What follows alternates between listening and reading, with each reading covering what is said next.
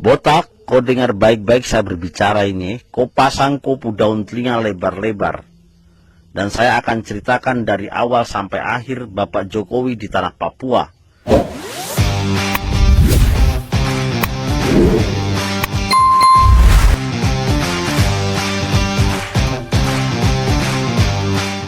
Jadi kau jangan buat hanya narasi-narasi kopu omong kosong. Dari kau lihat data-data apa itu, Abu Nawas itu saja. Jadi data itu yang buat tuh manusia. Manusia itu punya yang namanya lidah. Lidah tak bertulang. Sekarang ngomong A, besok ngomong B. Dan kau pahami baik-baik. Kau bilang tingkat pengangguran di era Jokowi banyak. Karena mereka itu orang pemalas, terlalu kerja.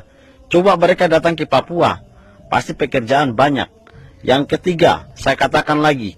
Kau bilang di era Jokowi tidak ada yang namanya pembangunan jalan. Ini buktinya pembangunan jalan di era Jokowi. Bahkan kami merasakan yang namanya kemerdekaan itu hanya di era Jokowi. Dan kau catat baik-baik lagi. Apa yang dikatakan Bung Oni itu benar. Karena kalau kita tanam padi hari ini, tidak mungkin kita juga tuai hari ini. Sama halnya kau baku cuki dengan kopu metua, itu tidak mungkin ya botak. Hari ini kau cuki kopu metua, hari ini juga kopu metua melahirkan kopu anak. Jadi ada prosesnya. Dan saat ini kami merasakan hasilnya dari kinerja Jokowi. Dan kau pahami baik-baik saya berbicara ini. Saya lahir di era Soeharto. Saya dibesarkan di era Jokowi. Dan saya merasakan kemerdekaan sesungguhnya di tanah Papua hanya di Jokowi. Karena apa? Saya sebagai seorang sopir, ketika saya sopir dulu, Sorong Teminabuan itu jalan masih hancur. Kita harus bermalam sampai berminggu-minggu juga pernah kita lakukan di jalan.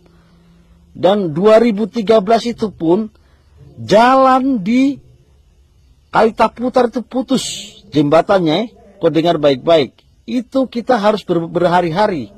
Nah, akhirnya jalan dipindah buat kapal laut yang berjalan. Yang namanya kapal Komodo yang bawa itu mereka penumpang ke Sorong Selatan.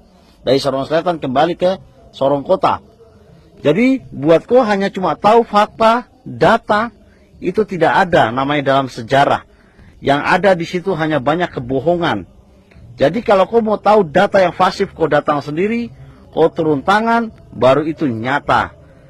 Dan yang terakhir saya katakan buat kau botak, ingat, hutang di era Jokowi itu sebelumnya juga sudah ada di era SBY, bahkan di Megawati.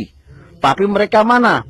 Pembuktian jalan atau fasilitas lainnya, pembangunan di Papua terada. Jadi mereka hanya datang, keruk kita punya hasil alam, mereka bawa ke Jawa. Mereka nikmati hasil di Jawa. Tapi kami di Papua hanya dikasih ampas. Jadi buat para pembenci-pembenci Pak Jokowi, kau dengar baik-baik, kau simak baik-baik, dan kau catat baik-baik. Jadi kau jangan cuma hanya menikmati hasilnya tapi tidak tahu kinerja dari Jokowi. Jangan pernah kita menjadi orang yang munafik, orang takabur. Ya? Kau pahami baik-baik itu dan kau simak baik-baik saya berbicara. Ini fakta yang ada di tanah Papua, bukan saya buat rekayasa. Dulu kami tidak pernah mendapatkan keadilan sosial bagi seluruh rakyat Indonesia. Tapi ketika di era Jokowi kami mendapatkan yang namanya keadilan sesungguhnya. Bukan kita dijadikan anak tiri seperti di era sebelum-sebelumnya.